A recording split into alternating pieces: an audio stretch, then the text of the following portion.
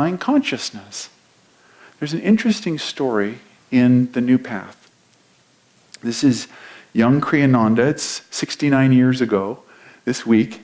And Ananda is not Ananda yet. He's James Donald Walters. He's a 22-year-old young man. He's a truth seeker. And he's in New York City.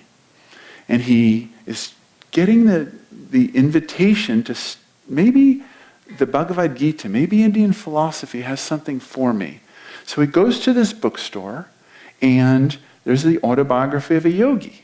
And he's drawn to it. He goes, ooh, this is good. So he opens it up, and it says, dedicated to an American saint, Luther Burbank.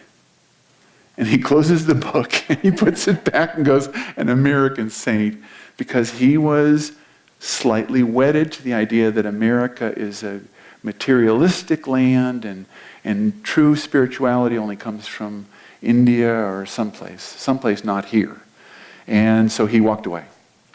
Well, about a couple of days later, he's back in New York City, and he feels himself drawn to that bookstore. And he goes back again, and he sees that cover of the book. And this is, to me, an interesting part.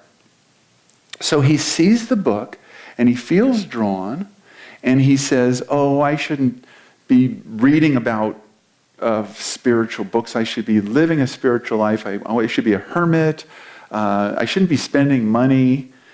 And then in his head, he hears this voice, or he has this thought, or hears this voice, however you want to phrase it, that says, how can you know you don't like the book if you don't read it?